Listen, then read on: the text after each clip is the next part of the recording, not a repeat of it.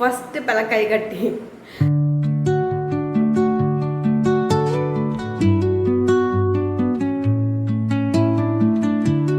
ಇಷ್ಟೇ ಚಿಕ್ಕದಾಗುದಂತೆ. ಅವರು ಸೆಗಣಿ ಹಣಕ್ಕೆ ತಂದು ಅದರಿಂದ ಅವರು ತರಕಾರಿ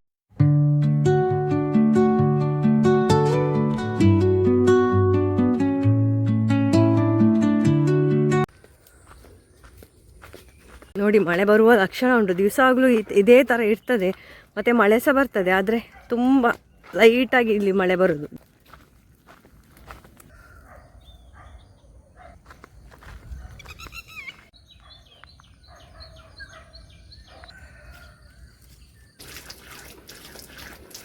ಹಾಯ್, ಗುಡ್ ಮಾರ್ನಿಂಗ್ ಎಲ್ಲರಿಗೂ. ಪ್ರೀತಿಯ ನಮಸ್ತೆ. Welcome to Ashwini blogs.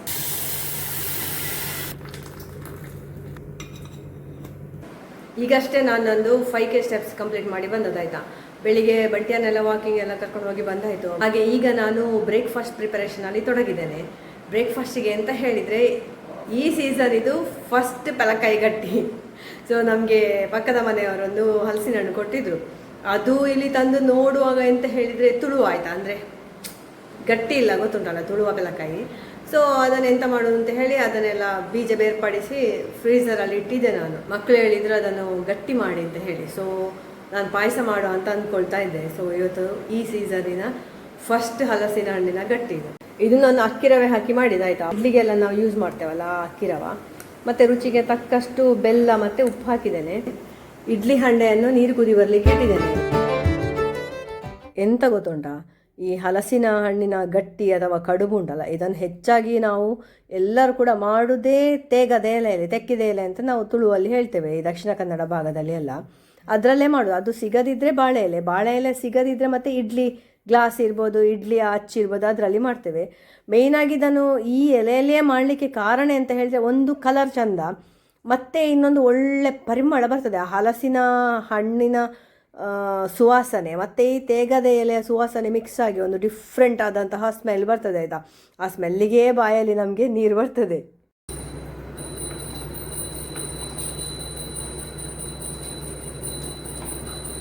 ನಾನು ಬೆಳಿಗ್ಗೆ ಎಲ್ಲ ಅಡುಗೆ ಮಾಡಿ ಬಿಟ್ಟು ಬಿಡುದಾಯ್ತಾ.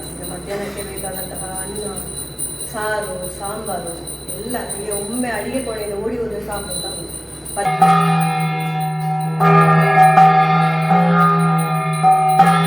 ಗಟ್ಟಿ ಬೇಯಲಿಕ್ಕೆ ಆಯ್ತು, ನೋಡುವ ಬೆಂದಿದ ಎಂತ ಅಂತ ಹೇಳಿ. ಇಲ್ಲ, ಬೇಯಬೇಕಷ್ಟೇ, ಸ್ವಲ್ಪ ಎಲೆದು ಕಲರ್ ಎಲ್ಲ ಚೇಂಜ್ ಆಗಲಿಲ್ಲ. ನಮ್ಮ ಊರಲ್ಲಿ ಎಲ್ಲ ಉಂಟಲ್ಲ, ಅಂದರೆ ನಮ್ಮ ಈ ಕರಾವಳಿ ಭಾಗ ಇರಬಹುದು ಮತ್ತು ಮಲೆನಾಡು ಭಾಗ ಇರ್ಬೋದು, ಇಲ್ಲಿ ಎಲ್ಲ ಹಲಸಿನ ಕಾಯಿ ಹಣ್ಣಾಗಲಿಕ್ಕೆ ಸ್ಟಾರ್ಟ್ ಆಗೋದೇ ಆಲ್ಮೋಸ್ಟ್ ಮೇ ಎಂಡಲ್ಲಿ. ಆಗ ಹಣ್ಣಾಗಲಿಕ್ಕೆ ಸ್ಟಾರ್ಟ್ ಆದರೆ ಆಲ್ಮೋಸ್ಟ್ ನಮಗೆ ಆಗಸ್ಟ್ ಎಂಡ್ವರೆಗೆ ಸಹ ಹಲಸಿನ ಹಣ್ಣು ಸಿಗ್ತದೆ. ಬಟ್ ಹಿಂದಿನ ಕಾಲದಲ್ಲಿ ಹಪ್ಪಳ ಎಲ್ಲ ಮಾಡ್ತಾಯಿದ್ರು. ಅದು ಹೇಗೆ ಮಾಡ್ತಾಯಿದ್ರು ಅಂತವೇ ನನಗೆ ಆಶ್ಚರ್ಯ ಅಂತ. ಅಂದರೆ ಮೇ ತಿಂಗಳಲ್ಲಿ ಎಲ್ಲ ನಾವು ಮಾಡ್ತಾಯಿದ್ದದ್ದು ನೆನಪಾಗ್ತದೆ. ನಾವು ಬಿಸಿಲಿಗೆ ಇಡುವಾಗ ಮಳೆ ಬರೋದು, ಪುನಃ ಒಳಗೆ ಇಡೋದು, ಪುನಃ ಬಿಸಿಲಿಗೆ ಇಡೋದು, ಇದೇ ಆಗ್ತಾಯಿತ್ತು. ಬಟ್ ಈಗ ತುಂಬ ಟೈಮ್ ಆಯ್ತಾಯ್ತಾ, ನಾನಂತೂ ಹಪ್ಪಳ ಮಾಡಲೇ ಇಲ್ಲ. ಒಂದು ಸರ್ತಿ ಮಾಡಲಿಕ್ಕೆ ಹೋಗಿ ಇದೇ ಥರ ಬಿಡದೆ ಮಳೆ ಬಂದು ಬಿಟ್ಟಿದ್ದೇನೆ. ಹಾಗೆ ಈಗ ಹಲಸಿನ ಗಟ್ಟಿ ಮಾಡುವಂತಹ ಒಂದು ಅವಕಾಶ ಬಂದಿದೆ. ಎಂತ ಗೊತ್ತುಂಟಾ, ನಾನು ಬಂಡಿಯನ್ನು ವಾಕಿಂಗ್ ಕರ್ಕೊಂಡು ಹೋಗುವಾಗ ಪಕ್ಕದ ಮನೆಯವರು ಹೊರಗಡೆನೇ ಇದ್ದಾಯ್ತು, ಆಚೆ ಕೂತ್ಕೊಂಡು. ನಾನು ನಿನ್ನೆ ನೋಡಿದ್ದೆ, ಅವರು ಹಾರ ಇಟ್ಕೊಂಡು ಎಂಥದ್ದು ಕೆಲಸ ಮಾಡ್ತಾಯಿದ್ರು. ಸೊ ಹಾಗೆ ಇವತ್ತು ಮಾತಾಡಿಸಿದೆ ಅವರನ್ನು, ಎಂತ ತರಕಾರಿ ಮಾಡಿದ್ರ ಅಂತ ಹೇಳಿ. ಹೌದು, ನಿಮಗೆ ಬೇಕಾ ಕೇಳಿದ್ರು. ನಾನು ಬೇಡ ಹೇಳಿದೆ, ಅಂದರೆ ತರಕಾರಿ ಗಿಡ ಕೇಳಿದ. ಇಲ್ಲ ಬನ್ನಿ ಕೊಡ್ತೇನೆ ನಿಮಗೆ, 2 ಬದನೆ ಕೊಡ್ತೇನೆ ಅಂತ ಹೇಳಿದ್ರು ಆಯಿತಾ. ಹಾಗೆ ಬದನೆ ಕೊಟ್ಟರು. ನೋಡಿ ಎಷ್ಟು ಚಂದ ಉಂಟು ಅಂತ ಹೇಳಿದರೆ, ಇಷ್ಟೇ ಚಿಕ್ಕದಾಗುದಂತೆ. ಅವರು ಸೆಗಣಿ ಹಣಕ್ಕೆ ತಂದು ಅದರಿಂದ ಅವರು ತರಕಾರಿ ಬೆಳೆಸ್ತಾ ಇದ್ದಾರೆ. ಅಲ್ಲಿ ಬೆಂಡೆಕಾಯಿ ಇತ್ತು, ಹಸಿಮೆಣಸಿತ್ತು, ಮತ್ತು ಬದನೆ, ಮತ್ತು ಚೀನಿ ಕುಂಬಳಕಾಯಿ, ಮತ್ತು ಕುಂಬಳಕಾಯಿ ಎಲ್ಲ ಬೆಳೆಸಿದಾರಂತೆ. ಚೀನಿಕಾಯಿ ಆಗಲೇ ಇಲ್ಲ ಅಂತ ಹೇಳಿದರು. ಹಾಗೆ ಟೋಟಲ್ ಎಷ್ಟು ಗೊತ್ತಲ್ಲ, 1 2 3 4 5 6 7 ಬದನೆ ಕೊಟ್ಟಿದ್ದಾರೆ. ಯಾರಿಗಾದ್ರೂ ಮನಸ್ಸು ಬರ್ಬೋದು ಹೇಳಿ, ತಾವೇ ಬೆಳಗ್ಗಿನಿಂದ ಎಷ್ಟು ಒಂದು 5 ಗಂಟೆಗೆ ಎದ್ದಿರ್ತಾರೆ ಅವರು. ನಾನು ತುಂಬ ಸರ್ತಿ ನೋಡಿದ್ದೇನೆ. ಇದೇ ಮಣ್ಣಿನೊಟ್ಟಿಗೆ ಏನೋ ಒಂದೆಲ್ಲ ಕೆಲಸ ಮಾಡ್ತಾ ಇರ್ತಾರೆ ಆಯಿತಾ. ಅವರೊಂದು ದೊಡ್ಡ ಇನ್ಸ್ಪಿರೇಷನ್, ಈ ಥರ ಏನಾದರೂ ಮಾಡಲಿಕ್ಕೆ ಇಂಟ್ರೆಸ್ಟ್ ಇರುವವರಿಗೆ. ಸೊ ತಾವೇ ಬೆಳೆದು ಅಷ್ಟು ಕಷ್ಟಪಟ್ಟು ಮಾಡಿ ಹಣಕ್ಕೆ ಗೊಬ್ಬರ ತಂದು ಬೆಳೆಸಿ ಅದನ್ನು ಹೀಗೆ ಕೊಡ್ತಾರಲ್ಲ ಅಂತ ಹೇಳಿದರೆ ತುಂಬ ಖುಷಿ ಸಾಗ್ತದೆ, ಆಶ್ಚರ್ಯ ಸಾಗ್ತದೆ. ಜಗತ್ತಿನಲ್ಲಿ ಇನ್ನೂ ಕೂಡ ಒಳ್ಳೆಯವರಿದ್ದಾರಲ್ಲ ಅಂತ ಹೇಳಿ. ಪದೇ ಪದೇ ಬಂದು ಬೇಯಿಸುವುದು, ಕ್ಲೀನ್ ಮಾಡೋದು ಅಂತ ಹೇಳಿದ್ರಲ್ಲ, ಭಯಂಕರ ಬೇಜಾರು. ತುಳುವ ಹಲಸಿನ ಹಣ್ಣಿನ ಗಟ್ಟಿ ಉಂಟಲ್ಲ, ಸೂಪರ್ ಆಯಿತಾ. ತುಪ್ಪ, ಜೇನುತುಪ್ಪ ಮತ್ತು ಉಪ್ಪಿನಕಾಯಿ ಒಟ್ಟಿಗೆಲ್ಲ ತಿನ್ನಬೇಕು. ಇನ್ನೊಂದು ಸತಿ ಮಾಡುವಾಗ ನಿಮಗೆ ಸಹ ಕೊಡುವ ಆಯಿತಾ, ಆಸೆ ಮುಟ್ಟಿಸ್ಬೇಡಿ. ಒಂದು ಸ್ಪೆಷಲ್ ಅಡುಗೆಗೆ ನಾನು ರೆಡಿ ಮಾಡ್ತಾ ಇದ್ದೇನೆ. ಇದರ ರೆಸಿಪಿ ನೆಕ್ಸ್ಟ್ ವೀಡಿಯೋದಲ್ಲಿ ಶೇರ್ ಮಾಡ್ತೇನೆ ಆಯಿತಾ.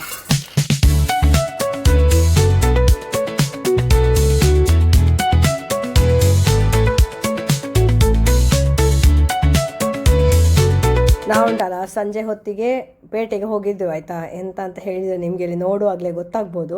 ನನ್ನ ಮಗನಿಗೆ ಒಂದು ಹೊಸ ಲ್ಯಾಪ್ಟಾಪ್ ತಗೊಳ್ಬೇಕು ಅಂತ ಹೇಳಿ, ಅದು ಕೂಡ ಮ್ಯಾಕ್ಬುಕ್ ಲ್ಯಾಪ್ಟಾಪೇ ಬೇಕು ಅಂತ ಇತ್ತು ಅವನಿಗೆ. ಆ್ಯಕ್ಚುಲಿ ಇದುಂಟಲ್ಲ 1 ವರ್ಷದ ಒಳಗಡೆ 2 ಮ್ಯಾಕ್ಬುಕ್ ನಾವು ತಗೊಂಡ ಹಾಗೆ ಆಯಿತು. ಲಾಸ್ಟ್ ಡಿಸೆಂಬರಲ್ಲಿ ನನ್ನ ಮಗಳು ತಗೊಂಡಿದ್ಲು ಆಯಿತಾ ಲ್ಯಾಪ್ಟಾಪ್ ಮ್ಯಾಕ್ಬುಕ್ ಇದು. ಅವಳದು ಸಹ ಓಲ್ಡ್ ಲ್ಯಾಪ್ಟಾಪ್ ಕೊಟ್ಟು ಅವಳು ತಗೊಂಡದು. ಇವಂದು ಸಹ ಹಾಗೆ ಓಲ್ಡ್ ಲ್ಯಾಪ್ಟಾಪನ್ನು ಕೊಟ್ಟು ಅವನೀಗ ಮ್ಯಾಕ್ಬುಕ್ ಬೈ ಮಾಡ್ತಾ ಇದ್ದಾನೆ. ಇವಂದೇ ಹೇಗೆ ಅಂತ ಹೇಳಿದರೆ ಅವಂದೇ ಸ್ವಂತ ಹಣದಲ್ಲಿ ಅವನು ತಗೊಳ್ತಾ ಇರೋದು. ಅವನು ಕಲಿತಾ ಇದ್ದಾನೆ. ಕಲಿಯೋದ್ರ ಜೊತೆಗೆ ಅವನು ಸಣ್ಣ ಪುಟ್ಟ ಫ್ರೀಲ್ಯಾನ್ಸಿಂಗ್ ಎಲ್ಲ ಮಾಡ್ತಾ ಇದ್ದಾನೆ. ಅದು ಎಡಿಟಿಂಗ್ ಇರ್ಬೋದು. ಈಗ ತುಂಬ ಆ ಥರದ ಒಂದು ಆ್ಯಕ್ಟಿವಿಟೀಸ್ ಆನ್ಲೈನಲ್ಲಿ ಅವೈಲೇಬಲ್ ಇರ್ತದಲ್ಲ, ಸೊ ಅದನ್ನು ಅವನು ನೋಡಿ ಯೂಸ್ ಮಾಡ್ಕೊಳ್ತಾನೆ. ಅಂದರೆ ಅದೇನು ನಿರಂತರ ಹಣ ಬರ್ತದೆ ಅಂತಲ್ಲ, ಬಟ್ ಬಂದ ಹಣದಲ್ಲಿ ಅವನು ಸೇವಿಂಗ್ಸ್ ಮಾಡಿ ಅನವಶ್ಯಕವಾಗಿ ಖರ್ಚು ಮಾಡದೆ ಈ ಥರ ಅವನಿಗೆ ಬೇಕಾದಂತಹ ವಸ್ತುಗಳನ್ನು ತಗೊಳ್ಳಿಕ್ಕೆ ಯೂಸ್ ಮಾಡ್ತಾನೆ. ನಮಗೆ ಅಷ್ಟೆಲ್ಲ ಎಫೋರ್ಡ್ ಮಾಡಲಿಕ್ಕೆ ಸದ್ಯದ ಪರಿಸ್ಥಿತಿಯಲ್ಲಿ ಆಗ್ತಾ ಇಲ್ಲ. ಮಗಳಿಗೆ ನಾವು ತೆಗೆದುಕೊಟ್ಟದ್ದು EMI ಎಲ್ಲ ಆಯಿತಾ. ಸೊ ಅವನೇ ತಗೊಳ್ತಾ ಇದ್ದಾನೆ. ಮತ್ತು ನನಗೆ ಅಂತ ಹೇಳಿದರೆ ನಮಗೆಲ್ಲ ನೋಡಿ ಇಂತಹ ಐಟಮ್ಸ್ ಮೇಲೆ ಸ್ವಲ್ಪ ಇಂಟ್ರೆಸ್ಟ್ ಜಾಸ್ತಿ. ನಮ್ಮ ಕಿಚನನ್ನು ಹೇಗೆ ಅಪ್ಡೇಟ್ ಮಾಡ್ಬೋದು ಅಂತ ಹೇಳಿ. ಬಟ್ ಆಲ್ಸೋ ಈಗ ಅದು ಅವಶ್ಯಕತೆ ಇಲ್ಲ ಅಂತ ಕಾಣ್ತದೆ. ಯಾಕೆ ಹೇಳಿದರೆ 2 ಮಕ್ಕಳು ಸಹ ದೂರ ಕಲಿತಾ ಇದ್ದಾರೆ, ನಾವಿಬ್ಬರು ಇರೋದು. ಅಲ್ಲ, ನನಗೆ ಒಂದು ನಗು ಬರದೆ ಅಂತ ಹೇಳಿದರೆ ಆ ಲ್ಯಾಪ್ಟಾಪಲ್ಲಿ ಕೆಲವೇ ಕಲರ್ಸ್ ಇರೋದಾಯ್ತು. ಆ ಕಲರ್ಸಲ್ಲಿ ಸಹ ಎಂತ ಒಂದು ಬ್ಲ್ಯಾಕ್ ಮತ್ತು ಬ್ಲೂ ಮತ್ತು ಗ್ರೇ ಕಲರ್, ಸಿಲ್ವರ್ ಕಲರ್ ಆ ಥರ ಅದರಲ್ಲಿ ಇವರಿಗೆ ಸೆಲೆಕ್ಷನ್ ಸೊ ಇರ್ತದೆ ಅಂತ ಹೇಳೋದು. ನನಗೆ ಸಹ ಗೊತ್ತಿಲ್ಲ. ನಾನು ಸಹ ಒಂದು ಟೈಮಲ್ಲಿ ಇನ್ನು ಮ್ಯಾಕ್ ತೆಗೆಯುವಾಗ ನಾನು ಸಹ ಯೋಚನೆ ಮಾಡ್ಬೋದು ನನಗೆ ಅದೇ ಕಲರ್ ಬೇಕು ಇದೇ ಕಲರ್ ಬೇಕು ಅಂತ. ಸೊ ಅದರ ಬಗ್ಗೆ ಚರ್ಚೆ ಆಗ್ತಾ ಇತ್ತು. ಅಂದರೆ ಅವನಿಗೆ ಬೇಕಾದ ಕಲರಲ್ಲಿ ಇಲ್ಲ ಅಂತೆ. ಹಾಗೆ ಸೇಲ್ಸ್ ಪರ್ಸನ್ ಹತ್ರ ಎಲ್ಲ ಹೇಳಿ ಏನೆಲ್ಲ ಮಾತಾಡ್ತಾ ಇದ್ದ, ಅದೇ ಬೇಕು ಇದೇ ಬೇಕು ಅಂತ ಹೇಳಿ.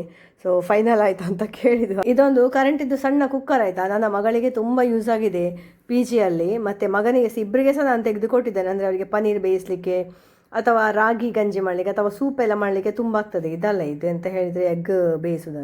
Wow, 2 liters Panasonic.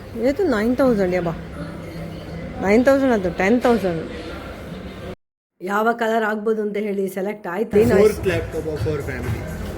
ನಮ್ಮ ಫ್ಯಾಮಿಲಿಯಲ್ಲಿ ಇದು 4ನೇ ಲ್ಯಾಪ್ಟಾಪ್ ಆಯಿತಾ. ಫಸ್ಟ್ ಇದು ನನ್ನ ಲ್ಯಾಪ್ಟಾಪ್, ನಾನೇ ಹಣ ಕೊಟ್ಟು ನನ್ನ ಯೂಸ್ಗೆ ತಗೊಂಡದ್ದು.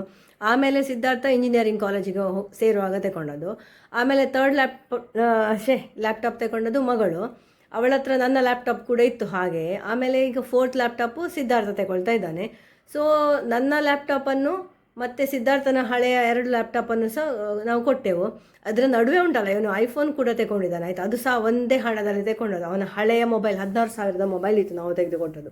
ಅದನ್ನು ಕೊಟ್ಟವನು ಈ ಮೊಬೈಲ್ ತಗೊಂಡಿದ್ದಾನೆ. ಐಫೋನ್ ಅದು ಎಷ್ಟು ಅದು ಗೊತ್ತಿಲ್ಲ ನನಗೆ, 70 ಎಷ್ಟಾ ಗೊತ್ತಿಲ್ಲ.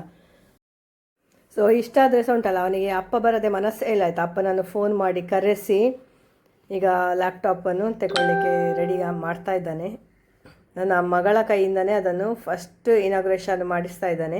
ಅಂದರೆ ಅವನಿಗೆ ಎಂಥ ಕನ್ಫ್ಯೂಷನ್ ಅಂತ ನಾನು ಅಂದ್ಕೊಳ್ಳೋದು, ಅಪ್ಪನ ಹತ್ರ ಕೊಟ್ಟರೆ ಅಮ್ಮನಿಗೆ ಬೇಜಾರು, ಅಮ್ಮನ ಹತ್ರ ಕೊಟ್ಟರೆ ಅಪ್ಪನಿಗೆ ಬೇಜಾರಲ್ಲ, ಅದಕ್ಕೆ ಅಕ್ಕನ ಕೈಯಲ್ಲಿ ಮಾಡಿಸು ಅಂತ. ಸೊ ನಾನು ಅವನಿಗೆ ಹೇಳಿದ್ದೇನೆ, ಈ ಲ್ಯಾಪ್ಟಾಪಿಗೆ ಮಾಡಿದಂತಹ ಖರ್ಚು ಆ ಲ್ಯಾಪ್ಟಾಪಲ್ಲೇ ದುಡ್ದು 1 ತಿಂಗಳೊಳಗೆ ನೀನು ಅರ್ನ್ ಮಾಡಬೇಕು ಅಂತ ಹೇಳಿ. ಅವನು ಹೇಗೆಲ್ಲ ಯೂಸ್ ಮಾಡ್ತಾನೆ ಅಂತ ನೋಡಬೇಕೀಗ. ಅಂದರೆ ಅಲ್ಲ, ಅಷ್ಟು ಜವಾಬ್ದಾರಿ ಸಹ ಬೇಕಲ್ವ. ಅಷ್ಟು ಜವಾಬ್ದಾರಿ ಉಂಟು ಅವನಿಗೆ, ಇಲ್ಲ ಅಂತಲ್ಲ. ಬಟ್ ಒಂದು ಹೇಳೋದು ನಮ್ಮ ಒಂದು ತಂದೆ ತಾಯಿಯ ಕರ್ತವ್ಯ. ಅಂದರೆ ಸುಮ್ಮನೆ ಗೇಮ್ಸ್ ಎಲ್ಲ ಆಡಿಕೊಂಡು ಕೂತ್ಕೊಳ್ಳೋದಲ್ಲ, ರಜೆ ಅಲ್ವ ಈಗ ಅವರಿಗೆ. ಸೊ ಅದನ್ನು ಕರೆಕ್ಟಾಗಿ ಬೆಸ್ಟ್ ಯುಟಿಲೈಸ್ ಮಾಡ್ಕೊಳ್ಬೇಕು ಅಂತ ನಾನು ಹೇಳಿದರೆ ಅರ್ಥ. ಹಾಗೆ ನೋಡುವ, ನಾನು ನಿಮಗೆ ಅಪ್ಡೇಟ್ ಮಾಡ್ತೇನೆ ಅದರ ಹಣ ಅವನು ಅದರಲ್ಲೇ ಅರ್ನ್ ಮಾಡಿದಾನ ಏನು ಅಂತ ಹೇಳಿ. ತುಂಬ ಅಂದರೆ ತುಂಬ ನನಗೆ ಪ್ರೌಡ್ ಫೀಲ್ ಆಗ್ತಾ ಉಂಟು ನನ್ನ ಮಕ್ಕಳ ಬಗ್ಗೆ, ಇಬ್ಬರ ಬಗ್ಗೆ ಕೂಡ. ಇಬ್ಬರು ಸಹ ತುಂಬ ಹಾರ್ಡ್ ವರ್ಕಿಂಗ್ ಕಂಪೇರ್ಡ್ ಟು ನಾವು ಪೇರೆಂಟ್ಸ್ ಆಯಿತಾ. ಯಾಕೆಂದರೆ ನಮಗೆ ಇಷ್ಟೆಲ್ಲ ಹಾರ್ಡ್ ವರ್ಕಿಂಗ್ ಅವಕಾಶ ಇರಲಿಲ್ವೋ ಏನೋ ಗೊತ್ತಿಲ್ಲ. ಇಷ್ಟು ಸಣ್ಣ ಏಜಲ್ಲಿ ನಾವು ಇಷ್ಟೆಲ್ಲ ಅಚೀವ್ ಮಾಡಲಿಕ್ಕೆ ಆಗಲಿಲ್ಲ. ಬಟ್ ಇವಾಗಲೂ ನಾವು ಅಚೀವ್ ಮಾಡಲಿಕ್ಕೆ ಪ್ರಯತ್ನ ಪಡ್ತಾನೇ ಇದ್ದೇವೆ. ಬಟ್ ನಮ್ಮ ಡ್ರೀಮನ್ನು ಚೇಸ್ ಮಾಡಲಿಕ್ಕೆ ನಮಗೆ ಆಗ್ತಾಯಿಲ್ಲ. ನನಗೆ ಈ ವಿಡಿಯೋ ನೋಡುವಾಗ ತುಂಬ ಕಣ್ಣಲ್ಲಿ ನೀರು ಬರ್ತಾ ಉಂಟು, ಅಂದರೆ ಆನಂದ ಬಾಷ್ಪ. ಯಾಕಂದರೆ ಅದು ಎಲ್ಲ ತಂದೆ ತಾಯಿಗೆ ಸಹ ಅರ್ಥ ಆಗ್ಬೋದು ಅಂತ ಅಂದ್ಕೊಳ್ತೇನೆ. ಮಕ್ಕಳು ತಂದೆ ತಾಯಿಯನ್ನು ಯಾವುದಕ್ಕೆ ಸಹ ಅದು ಕೊಡಿಸಿ ಇದು ಕೊಡಿಸಿ ಅಂತ ಪೀಡಿಸದೆ ಅವರಾಗಿ ಅವರು ಮೌನವಾಗಿ ಕೆಲಸ ಮಾಡಿಕೊಂಡು ಅರ್ನ್ ಮಾಡೋದು ಅಂತ ಹೇಳಿದರೆ ಉಂಟಲ್ಲ, ಲೈಫಲ್ಲಿ ತುಂಬ ಒಂದು ಪ್ರೌಡ್ ಫೀಲ್ ಆಗ್ತದೆ. ನಾವು ಬ್ಲೆಸ್ಡ್ ವಿತ್ ಅಂತ ಹೇಳ್ತಾರಲ್ಲ ಹಾಗೆ. ಅಂದರೆ ಎಲ್ಲ ಕೂಡ ಏನು ಹೇಳ್ತಾರೆ, ಗುರುಗಳ ಅನುಗ್ರಹ, ಕೃಷ್ಣನ ಅನುಗ್ರಹ, ದೇವರ ಅನುಗ್ರಹ ಅಷ್ಟೇ. ಅಂದರೆ ಒಳ್ಳೆ ಒಂದು ಬುದ್ಧಿ, ಒಳ್ಳೆ ವಿದ್ಯೆ, ಹಾಗೆ ಒಳ್ಳೆ ನಡೆನುಡಿಯ ಮಕ್ಕಳು ನಮಗೆ ಸಿಗಬೇಕಾದ್ರೆ ಸಹ ನಾವು ಸಹ ತುಂಬ ಪುಣ್ಯ ಮಾಡಿರಬೇಕು, ಮತ್ತು ದೊಡ್ಡವರ ಆಶೀರ್ವಾದ ಕೂಡ ಯಾವಾಗಲೂ ನಮಗಿರ್ಬೇಕಲ್ವಾ. ಸೊ ಹಾಗೆ ನನ್ನ ಹಸ್ಬೆಂಡ್ ನೋಡಿ ದೊಡ್ಡ ಗತ್ತಲ್ಲಿ ಬಿಲ್ ಚೆಕ್ ಮಾಡೋದು, ಎಲ್ಲಿಯಾದರೂ ಡಿಸ್ಕೌಂಟ್ ಸಿಗ್ತದಾ ಅಂತ ಹೇಳಿ ನೋಡೋದು ಅಂತ ಅದರಲ್ಲಿ, ಅಥವಾ ಡಿಸ್ಕೌಂಟ್ ಮಿಸ್ ಆಗಿದೆ ಅಂತ ನೋಡೋದು ಅಂತ. ಸೊ ಇವತ್ತಿನ ಈ ಒಂದು ವಿಡಿಯೋ ನಿಮಗೆ ತುಂಬ ಇಷ್ಟ ಆಗಿರ್ಬೋದು ಅಂತ ಅಂದ್ಕೊಳ್ತೇನೆ. ಸೊ ನೋಡುವ, ನನಗೆ ಎಂತ ಗೊತ್ತುಂಟಾ, ರಜೆ ಸಿಗೋದಿಲ್ಲ. ಇದೊಂದು ವೀಕ್ ಆಫ್ ಅಂತ ನಾನು ತಗೊಂಡಿದ್ದೇನೆ. ಈಗ ಆ ದಿವಸ ನಾನು ವಿಡಿಯೋ ಎಲ್ಲ ಎಡಿಟ್ ಮಾಡುವ ಅಂತ ಹೇಳಿ, ರಜೆ ಸಿಕ್ಕಿದರೆ ಸಹ ಸಾಕಾಗೋದಿಲ್ಲ, ಮೈಂಡ್ ಸಹ ತುಂಬ ಖಾಲಿ ಇರಬೇಕಾಗ್ತದೆ ಎಡಿಟಿಂಗ್ ಮಾಡಲಿಕ್ಕೆ. ಕೆಲವೊಂದು ಸರ್ತಿ ವೀಡಿಯೋ ನೋಡುವಾಗ ಅದಕ್ಕೆ ಎಂತ ಮಾಡೋದು, ಹೇಗೆ ಎಡಿಟ್ ಮಾಡೋದು, ಎಂತ ಮಾತಾಡೋದು ಅಂತ ಗೊತ್ತಾಗೋದಿಲ್ಲ. ಸೊ ನನಗೆ ಸಹ ಒಳ್ಳೆ ಒಂದು ಎನರ್ಜಿ ಮತ್ತು ಒಳ್ಳೆ ಕ್ಲೆವರ್ ಇಂಟೆಲಿಜೆನ್ಸಿ ಎಲ್ಲ ಬರಲಿ ಅಂತ ಪ್ರಾರ್ಥನೆ ಮಾಡುವ. Thank you for watching. Stay happy, healthy and fit. ಜೈ ಶ್ರೀ ಕೃಷ್ಣ, ಜೈ ಮುಖ್ಯ ಪ್ರಾಣ, ಜೈ ಶ್ರೀ